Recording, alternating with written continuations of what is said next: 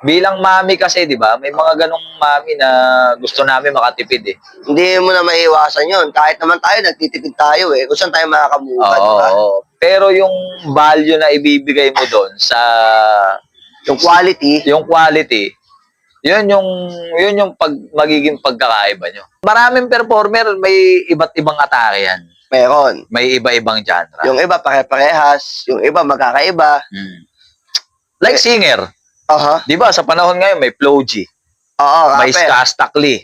Performer yan eh. Oo. May Smaglas. May Heb Abi. Bugoy na Kuy-Kuy. Ang dami niyan. Lahat sila nagra-rap. Oo. Lahat sila performer. Mhm. Pero pag kinuha mo yung isa dyan, isa lang ang makikita mong genre. Like Flo G. Pag sinabing Flo G lang yan. Load lang. Walang halong Ska Stackley yan. Ba- Yun yung kakaiba doon. Pag kinuha mo si Bugoy na Kuy-Kuy lang yan. Walang halong iba dyan. So, performer pa rin sila na magkakaiba ng genre. Oo, parang sinasabi mo, Brad, ano na yan eh. Ang babayaran mo sa kanila, ano eh, pangalan na eh. Hindi, ano, At yung rap kasi makikita mo sa iba yan eh.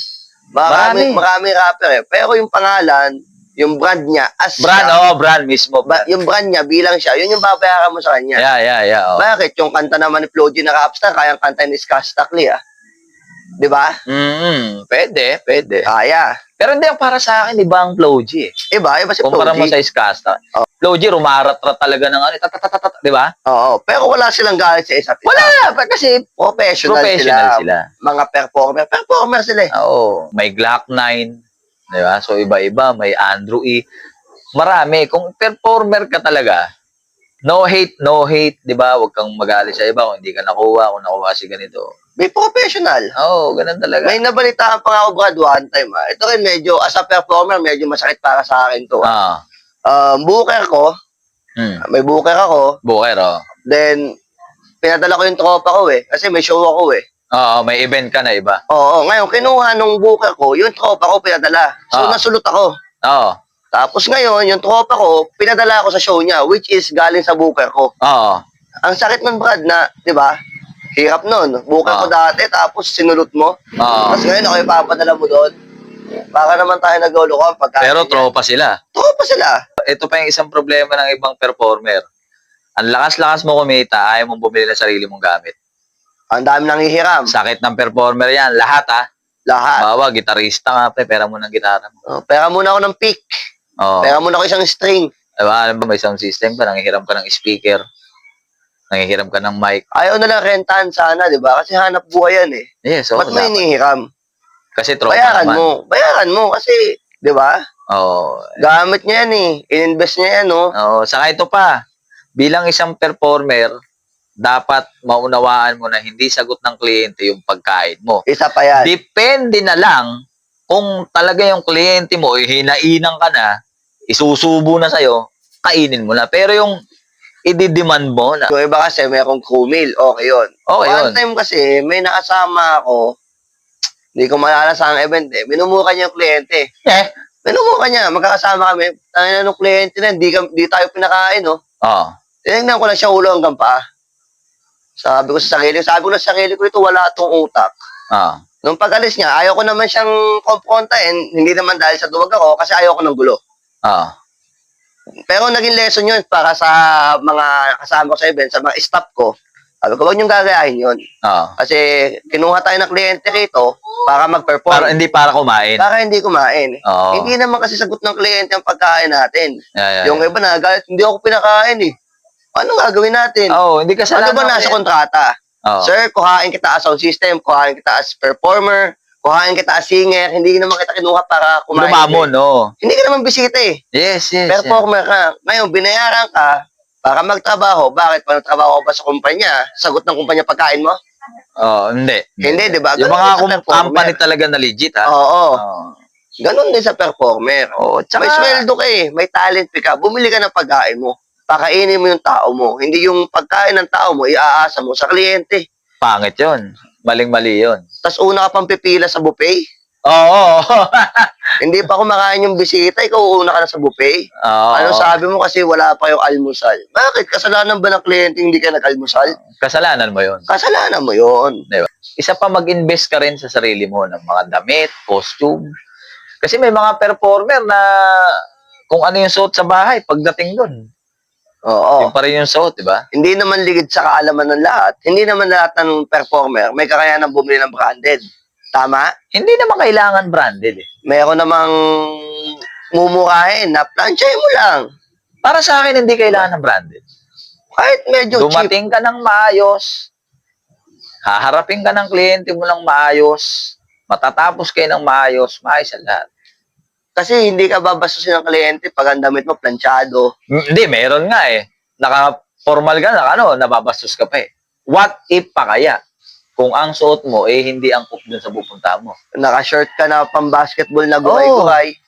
Diba? Naka-chinelas kang Spartan. Kung pupunta mo, desentehan, Oh, children's party. mag-e-event ka sa mga hotel. Oo. Tapos ang suot mo, di ba? Basketball. Pang-basketball. Tapos wala ka paligo. Yung ibang performer, sakit yun na hindi sila nagkakaroon ng time management para sa sarili nila. Alam mo bakit? Dahil din sa mentor nila. Oo, sa pinanggalingan. Dahil sa pinanggalingan nila. Diba? Sabi nga kung anong ugat, yun ang bunga. Oo. Diba? Pero yung iba kasi nag-innovate eh. Oo. Kasi yung iba nananatili sa... Di passion talaga nila yun pag gano'n. Oo, nananatili sila sa pagiging madumi. Nananatili. Pwede ka namang magpa-mentor. Pero hindi naman komo yung mentor mo, eh ganun, eh magiging ganun ka na rin. Diba? Kasi may akong madumi na magaling eh. Meron. Madumi magdamit, pero Meron magaling mag-perform. Meron. Kung ako naman tatanungin, kailangan full package ka. Eh, hindi naman lahat. Kagaya mo mag-isip. Di ba? Oo. Merong magaling, pero madumi. Meron namang ang linis, hindi mo mag-perform. Kaya kung ako sa'yo, kung ako dun sa taong nagpapamento, kuhain mo yung maganda, itapon mo yung pangit. Oo. Diba? Hindi lahat ng sinasabi ng mentor mo, papasok sa'yo. Kahit alam mong mali. Kaya adapt mo pa rin. Oh, alam mong mali, ba't mo pa pupulutin? I-adapt mo lang yung tama. Pag performer ka, sa totoo lang, huwag mo isama yung buong pamilya mo ron. Oo, brad. Kasi hindi sagot ng kliyente yun na, okay lang kung kumari mo yan, kung kakilala mo. Performer ka, feeling ko, brad, kahit kumari mo, wag eh. Tapos sasama mo 3 mong anak, asawa mong burara. Okay lang, isama mo kapatid mo. Kung kasama may kinalaman. Oo. May kinalaman. Pero magsasama ka, 3 anak mo, sama mo ron. Tapos kumuha ng prizes. Oo. Nauna pa sa balloon twisting sa bubble show. O inuulit namin okay lang yun kung kakilala mo. Kapatid mo, kamag-anak mo. Pero kung kliyente mo, tas sinama mo yung 3 anak mo ron na tulo-tulo yung sipon, tas yung asawa mong amoy unan, aba, brad, mahiya-hiya ka. Pag-aala-gala sa bahay ng kliyente. Yes. Kaya yun. May mga ganun yung... Saka hindi, ito pa yun eh. Kung ikaw, performer ka, hindi ka dapat pakalat-kalat dyan. Dapat may isang designated place. Oo. Hindi ka makikita ng bisita basta-basta. Huwag kang maging feel at home. Oo. Diba? Kasi may mga kliyente na metikulosa. Metikuloso. Lalo na, brad, mga elitista sa mga hindi nakakaalam. May Oo. mga elitista, yan yung mas mataas pa sa klase. Oo. Diba? Dapat maging maging disiplado ka. Hindi yung kung ano yung style mo sa loob ng bahay niyo, sa style mo sa loob ng bahay ng tropa mo. Pagdating mo sa venue, ganun din. Kakalakalabitin mo yung mga bisita. Naku po, Diyos ko, patay tayo dyan. Oo. May mga ganun performer eh. Kung may nakikita man kayo na ganun, tingnan nyo na lang. Diba? Huwag nyo sitahin kasi pag yung iba, pag sinita mo ng ganyan, Masama ka. Masama ka. Bakit? Ba't mo inaano? Matagal ko nang ginagawa to. Oo, kaya hindi siya nagbabago, hindi siya Karamihan sa ganyang performer, hindi naman umaangat. May mga performer, sad to say, na dati okay yung pamumuhay, maganda yung kita, may time na para mag-invest para sa retirement, hindi nagawa. Kung napapanood nyo tong podcast na to, maging aral sa inyo yan, na hanggat kumikita ka ngayon, na malakas ka, kailangan magtabi ka para sa future mo at sa retirement mo. Kasi hindi natin hawak ang panahon, hindi natin hawak ang oras, Pwedeng marami kang pera ngayon. Bilog ang mundo. Oo, pwedeng okay ka ngayon. Baka isang araw, wala nang kumuha sa'yo. Bilang performer. Di ba? Okay lang mamam tayo, chill-chill, di ba? Paminsan-minsan. Pero yung to the point na halos everyday ka na di ba? Walwal. Wala mangyayari sa'yo. Di ba?